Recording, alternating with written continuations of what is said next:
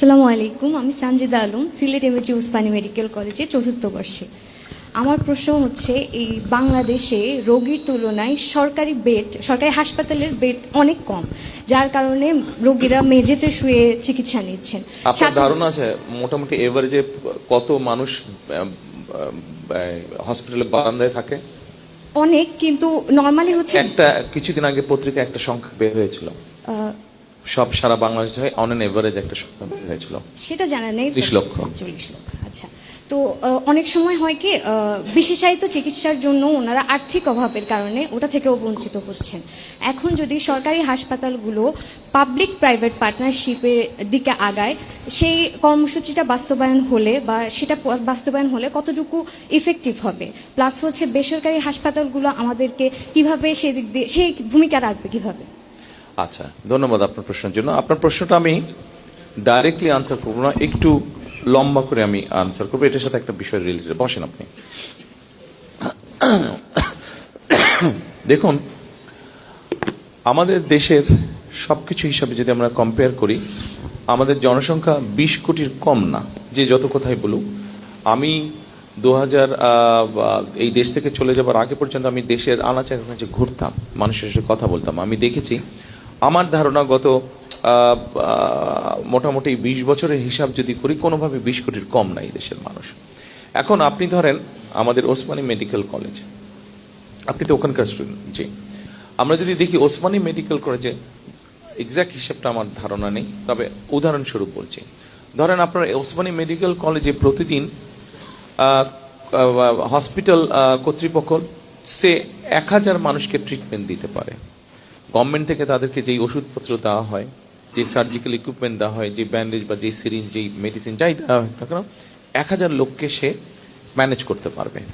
কিন্তু আপনি যদি সকালে দেখেন, যেহেতু আপনি ওখানে কাজ করেন, নিশ্চয়ই আপনার এক্সপিরিয়েন্স আছে, আপনার না হলে ওখানে 2000 লোকের কিউ হচ্ছে প্রতিদিন 2000 লোকের কিউ হচ্ছে। এখন যতই আপনি তাকে 24 ঘন্টা আপনি ট্রিটমেন্ট দেন না কেন, আপনি 1000 উপরে তো যেতে পারছেন না, আপনার ক্যাপাসিটি ওরকম। এখন তার মানে কি, মানুষ অসুস্থ হচ্ছে, আসছে, কিন্তু প্রপার চিকিৎসা সুবিধা পাচ্ছে না। এখানেই আমরা প্রাইভেট এবং পাবলিক পার্টনারশিপটা নিয়ে আসছি। প্রাইভেট পাবলিক পার্টনারশিপটা কি?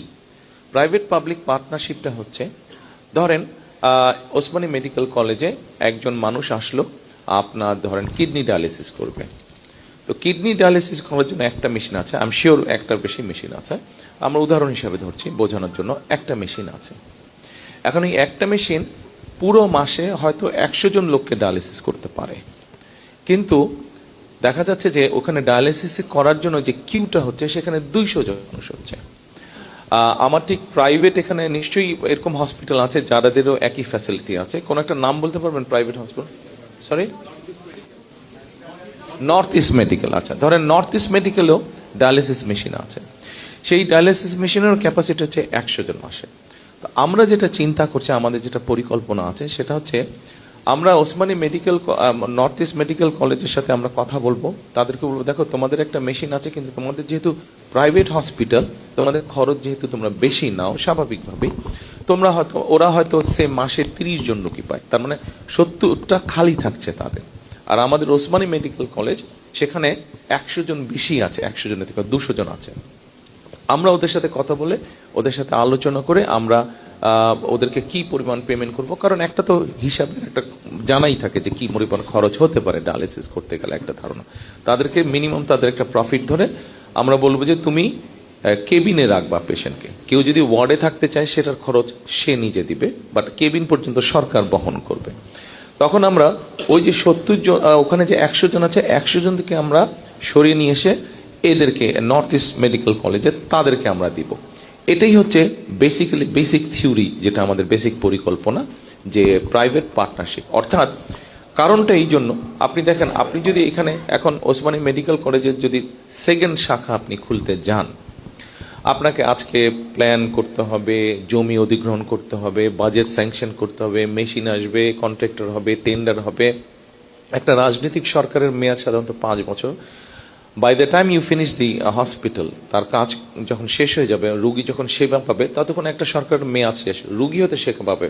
কিন্তু মূল বিষয়টা এখানে না, সরকারের মেয়াদ শেষ এটা মূল বিষয় না। মূল বিষয়টা হচ্ছে আপনার সেই ডায়ালিসিসের রোগী 5 বছর পর্যন্ত কি ওয়েট করা সম্ভব? তার পক্ষে সম্ভব না, ও বেচারা তো মারাই যাবে, মানুষের তো মরেই যাবে।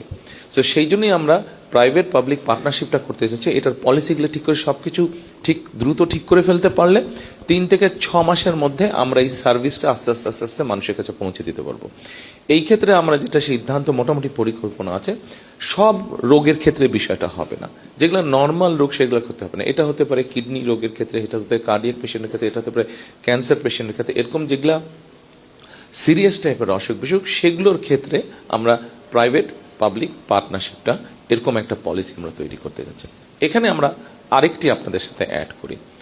আপনি দেখেন, আপনি করলেন তারপরে প্রাইভেট পার্টনারশিপ, পাবলিক পার্টনারশিপ, তারপরেও কিন্তু আপনার মূল লক্ষ্যকে মানুষকে তো সুস্থ রাখা, মূল লক্ষ্যটা হচ্ছে মানুষকে সুস্থ রাখা। সেই জন্য আমরা আরেকটি পরিকল্পনা করেছি। আমি জানি না আপনাদের সাথে একটি শব্দের পরিচয় আছে কি, পল্লী চিকিৎসক। বিএনপির প্রথম আমলে শহীদ রাষ্ট্রপতি জিয়াউর রহমানের সময় সারা দেশে গ্রামের মানুষ যাতে বেসিক স্বাস্থ্য সুবিধাটা পায়, সেই জন্য পল্লী চিকিৎসক নামে বেসিক ট্রেনিং দিয়ে তারা মানুষের ঘরে ঘরে, গ্রামে ঘরে ঘরে যেত, বেসিক যে ট্রিটমেন্টটা সেটা প্রোভাইড করত। আমরা ঠিক সেটার আদলে আমরা হেলথ কেয়ারের অ্যাপয়েন্ট করতে চাই।